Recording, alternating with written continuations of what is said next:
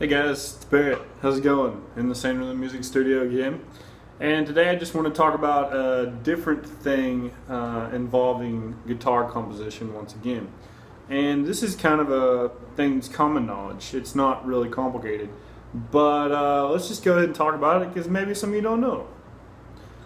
So basically what we're talking about today is finger picking versus strumming. Now, there's nothing wrong with either one of these styles of playing guitar. One is going to give you, a more melodic sound because notes are being played one at a time, or not always one at a time, but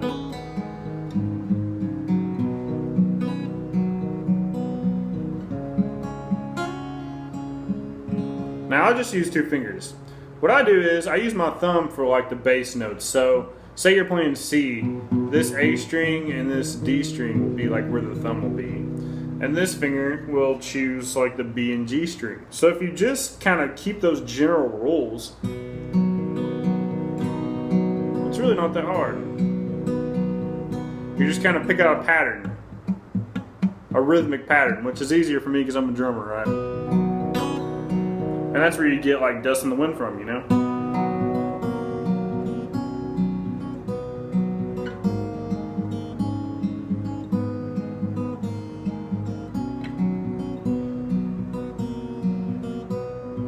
So I recommend learning that song if you're wanting to get into finger picking. Of course, the real way to finger pick is where you use the thumb, first, middle, and ring finger.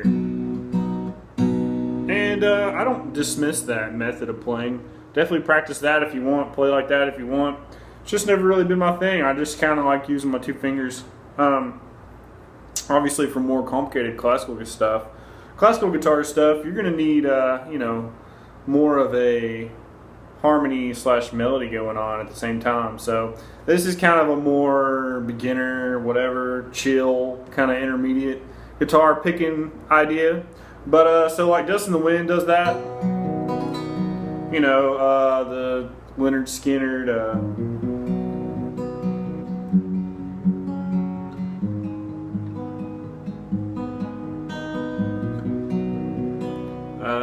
Who.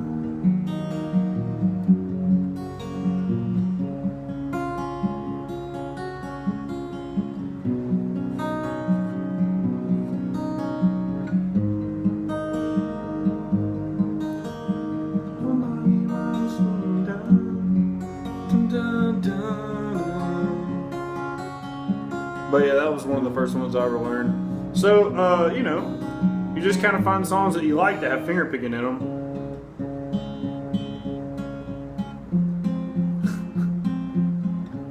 Hey there, Delilah.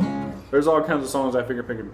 So that's kind of finger picking. And strumming, obviously, is where you go through more than one string at a time and you're trying to create a chordal aspect more than a melodic aspect. So a melodic aspect is always going to be focused on one note kind of at a time, because that's how melody works. Melody instruments like trumpet, saxophone, instruments that only have one note at a time is generally what a melodic instrument or sound is going to be, versus a harmonic or a chordal. So piano can do chords, right? Guitar can do chords. So that's the beauty thing. So that's the beauty about guitar, is you can have a melodic idea and a harmonic. That's basically what I wanted to talk about today. Okay, so in the beginning of your song, and lots of people do this, you'll play your part. It'll be the same chords. So let's just take that Who song, for example. That Who song is E minor, D, G, C9, and then A sus. Okay?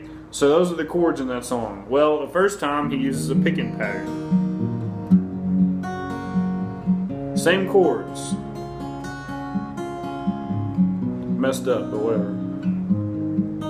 Okay, I'm shortening it on purpose. And then in the chorus he goes E minor. Same chords, and the chords are hitting at the same exact time.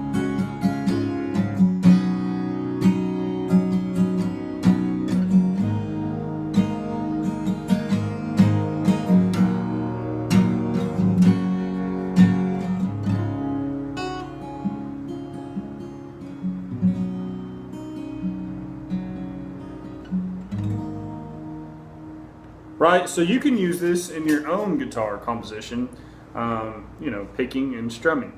So basically, normally you hear, like for verses, you hear picking, and for choruses, you hear strumming. Why is this? Well, mainly the reason is because in choruses, the vocal is the main focal point. Okay, they really want that point to be stressed in the chorus on what you're singing about. So so the more notes you have, because we called this a melodic idea, right?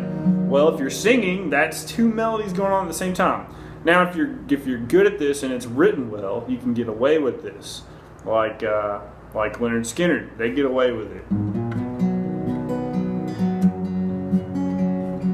But in a chorus,